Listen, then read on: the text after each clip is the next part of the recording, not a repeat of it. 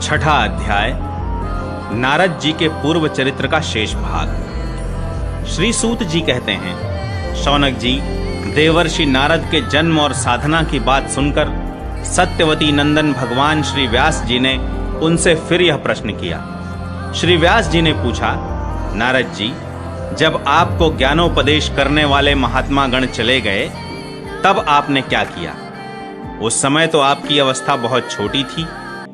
स्वयंभुव, आपकी शेष आयु किस प्रकार व्यतीत हुई और मृत्यु के समय आपने किस विधि से अपने शरीर का परित्याग किया? देवर्षे, काल तो सभी वस्तुओं को नष्ट कर देता है, उसने आपकी इस पूर्व कल्प की स्मृति का कैसे नाश नहीं किया? श्री नारद जी ने कहा, मुझे ज्ञानोपदेश करने वाले महात्मा गण जब चले गए तब मैंने इस प्रकार अपना जीवन व्यतीत किया। यद्यपि उस समय मेरी अवस्था बहुत छोटी थी। मैं अपनी मां का इकलौता लड़का था। एक तो वह स्त्री थी, दूसरे मूढ़ और तीसरे दासी थी। मुझे भी उसके सिवा और कोई सहारा नहीं था। उसने अपने को मेरे स्नेह पाश से जकड़ रखा था। वह मेरे योगक्षेम की चिंता तो बहुत करती थी, परंतु पराधीन होने के कारण कुछ कर नहीं पाती थी। जैसे कठपुतली नचाने वाले की इच्छा के अनुसार ही नाचती है, वैसे ही यह सारा संसार ईश्वर के अधीन है। मैं भी अपनी मां के स्नेह बंधन में बंधकर उस ब्राह्मण बस्ती में ही रहा। मेरी अवस्था केवल 5 वर्ष की थी। मुझे दिशा, देश और काल के संबंध में कुछ भी ज्ञान नहीं था। एक दिन की बात है, मेरी मां गौ दुहने के लिए रात के समय घर से बाहर निकली। रास्ते में उसके पैर से सांप छू गया। उसने उस बेचारी को डस लिया। उस सांप का क्या दोष? काल की ऐसी ही प्रेरणा थी। मैंने समझा, भक्तों का मंगल चाहने वाले भगवान का यह भी एक अनुग्रह ही है। इसके बाद मैं उत्तर दिशा की ओर चल पड़ा। उस ओर मार्ग में मुझे अनेकों धन धान्य से संपन्न देश, नगर, गांव, अहीरों की चलती फिरती बस्तियां, खाने, खेड़े, नदी और पर्वतों के तटवर्ती पड़ाव, वाटिकाएं, वन, उपवन और रंग बिरंगी धातुओं से युक्त विचित्र पर्वत दिखाई पड़े। कहीं कहीं जंगली वृक्ष थे जिनकी बड़ी बड़ी शाखाएं हाथियों ने तोड़ डाली थी। शीतल जल से भरे हुए जलाशय थे जिनमें देवताओं के काम आने वाले कमल थे। उन पर पक्षी तरह तरह की बोली बोल रहे थे और भौंरे मंडरा रहे थे। यह सब देखता हुआ मैं आगे बढ़ा। मैं अकेला ही था। इतना लंबा मार्ग तय करने पर मैंने एक घोर गहन जंगल देखा। उसमें नरकट, बांस, सेंठा, कुश, कीचक आदि खड़े थे। उसकी लंबाई चौड़ाई भी बहुत थी और वह सांप, उल्लू, सियार आदि भयंकर जीवों का घर हो रहा था। देखने में बड़ा भयावना लगता था। चलते चलते मेरा शरीर और इंद्रियां शिथिल हो गईं। मुझे बड़े जोर की प्यास लगी। भूखा तो था ही। वहां एक नदी मिली। उसके कुंड में मैंने स्नान, जलपान और आचमन किया। इससे मेरी थकावट मिट गई। उस विजन वन में एक पीपल के नीचे आसन लगाकर मैं बैठ गया। उन महात्माओं से जैसा मैंने सुना था, हृदय में रहने वाले परमात्मा के उसी स्वरूप का मैं मन ही मन ध्यान करने लगा। भक्ति भाव से वशीकृत चित्त द्वारा भगवान के चरण कमलों का ध्यान करते ही भगवत प्राप्ति की उत्कट लालसा से मेरे नेत्रों में आंसू छलछला आए और हृदय में धीरे धीरे भगवान प्रकट हो गए। व्यास जी, उस समय प्रेम भाव के अत्यंत उद्रेक से मेरा रोम रोम पुलकित हो उठा। हृदय अत्यंत शांत और शीतल हो गया।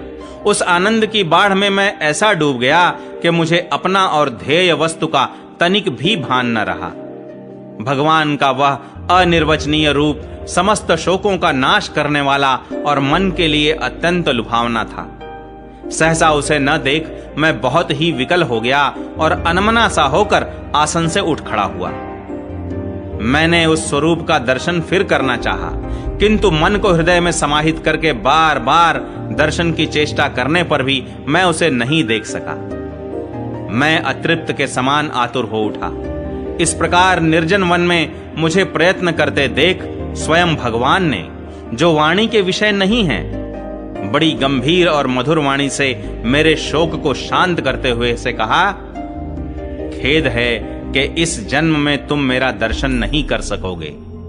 जिनकी वासनाएं पूर्णतया शांत नहीं हो गई हैं, उन अधकचरे योगियों को मेरा दर्शन अत्यंत दुर्लभ है।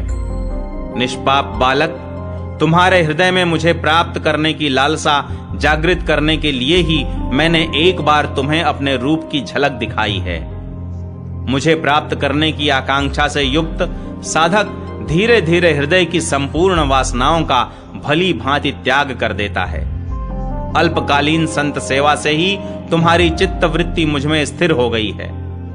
अब तुम इस प्राकृत मलिन शरीर को छोड़कर मेरे पार्षद हो जाओगे। मुझे प्राप्त करने का तुम्हारा यह दृढ़ निश्चय कभी किसी प्रकार नहीं टूटेगा। समस्त सृष्टि का प्रलय हो जाने पर भी मेरी कृपा से तुम्हें मेरी स्मृति बनी रहेगी।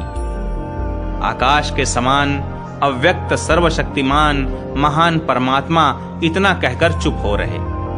उनकी इस कृपा का अनुभव करके मैंने उन श्रेष्ठों से भी श्रेष्ठतर भगवान को सिर झुकाकर प्रणाम किया। तभी से मैं लज्जा संकोच छोड़कर भगवान के अत्यंत रहस्यमय और मंगलमय मधुर नामों और लीलाओं का कीर्तन और स्मरण करने लगा। स्पृहा और मद मत्सर मेरे हृदय से पहले ही निवृत्त हो चुके थे। अब मैं आनंद से काल की प्रतीक्षा करता हुआ पृथ्वी पर विचरने लगा। व्यास जी, इस प्रकार भगवान की कृपा से मेरा हृदय शुद्ध हो गया, आसक्ति मिट गई और मैं श्री कृष्ण परायण हो गया। कुछ समय बाद जैसे यकायक बिजली कौंध जाती है, वैसे ही अपने समय पर मेरी मृत्यु आ गई। मुझे शुद्ध भगवत पार्षद शरीर प्राप्त होने का अवसर आने पर प्रारब्ध कर्म समाप्त हो जाने के कारण पांच भौतिक शरीर नष्ट हो गया। कल्प के अंत में जिस समय भगवान नारायण एकार्णव के जल में शयन करते हैं, उस समय उनके हृदय में शयन करने की इच्छा से इस सारी सृष्टि को समेटकर ब्रह्मा जी जब प्रवेश करने लगे, तब उनके श्वास के साथ मैं भी उनके हृदय में प्रवेश कर गया। 1 सहस्त्र चतुर्युगी बीत जाने पर जब ब्रह्मा जगे और उन्होंने सृष्टि करने की इच्छा की, तब उनकी इंद्रियों से मरीचि आदि ऋषियों के साथ मैं भी प्रकट हो गया। तभी से मैं भगवान की कृपा से वैकुंठादि में और तीनों लोकों में बाहर और भीतर बिना रोक टोक विचरण किया करता हूं। मेरे जीवन का व्रत भगवत भजन अखंड रूप से चलता रहता है। भगवान की दी हुई इस स्वर ब्रह्म से विभूषित वीणा पर तान छेड़कर मैं उनकी लीलाओं का गान करता हुआ सारे संसार में विचरता हूं। जब मैं उनकी लीलाओं का गान करने लगता हूं, तब वे प्रभु, जिनके चरण कमल समस्त तीर्थों के उद्गम स्थान हैं और जिनका यशोगान मुझे बहुत ही प्रिय लगता है, बुलाए हुए की भांति तुरंत मेरे हृदय में आकर दर्शन दे देते हैं। जिन लोगों का चित्त निरंतर विषय भोगों की कामना से आतुर हो रहा है, उनके लिए भगवान की लीलाओं का कीर्तन संसार सागर से पार जाने का जहाज है। यह मेरा अपना अनुभव है। काम और लोभ की चोट से बार बार घायल हुआ हृदय श्री कृष्ण सेवा से जैसी प्रत्यक्ष शांति का अनुभव करता है, यम नियम आदि योग मार्गों से वैसी शांति नहीं मिल सकती।